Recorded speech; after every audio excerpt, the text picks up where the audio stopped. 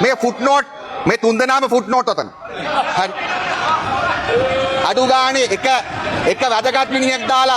එක වැදගත් මිනිහෙක් දාලා පුළුවන්කම තිබුණා මේ යෝජනාව ගේන්න. ඒ නිසා මම මේ පැත්තට යන්නේ නැහැ. නමුත් ඒ නිසා අපි කියන්න කැමතියි. අද මේ විශ්වාස භංගෙන් ඔබතුමාලා පරදිනවා. නමුත් අපි ඔබතුමාලට කියනවා ඔබතුමාලා නඩු දාන්න. ඊට අමතරව ගරු කතානායකතුමනි ජනාධිපතිතුමා අපි කතා කළා. මේක අහගන්න. වාඩි වෙලා අහගන්න. ඒ නිසා අපි කියන්න කැමතියි ගරු කතානායකතුමනි අපි අද මේ විශ්වාස භංගෙන් පස්සේ අපි බලාපොරොත්තු වෙනවා ගරු ජනාධිපතිතුමා විසින් අපි පත් කරනවා විශේෂ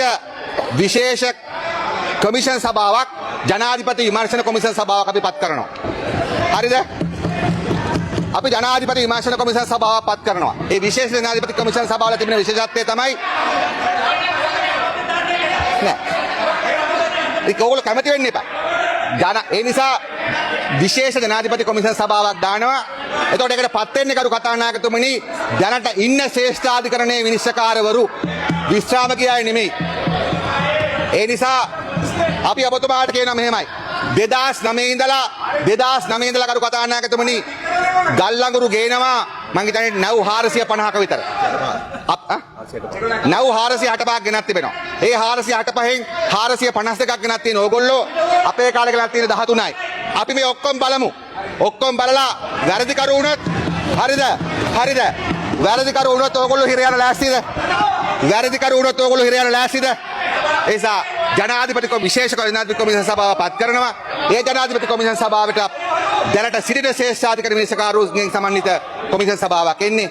2009 ඉඳන් සම්පූර්ණ ගල්ලඟුරු ක්‍රියාවලිය පරීක්ෂා කරනවා. පරීක්ෂා කරලා ජයකොඩි ඇමතුමා වැරදුනොත් එතුමා හිරේට යයි. එහෙම නුනොත් ඔබතුමාලා වැරදුනොත් ඔබතුමාලා හිරේ යයි. ඒ නිසා අන්න ඒ සඳහා අපි කටයුතු කරමු. එහෙම ප්‍රකාශ කරමින් අපි කියන්න කැමතියි අපි ආණ්ඩුවක් වශයෙන් අපි ජනතාවට කියන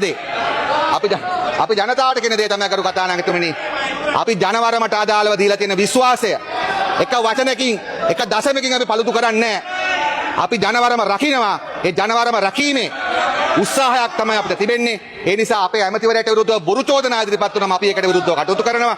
හැබැයි අපි මේ පිළිබඳව තවත් සැකය දුරු කරන්න ඕන නිසා තමයි විශේෂ ජනාධිපති කොමිෂන් සභාවක් විනිශ්චයකාර ශ්‍රේෂ්ඨාධිකාරී විනිශ්චයකාර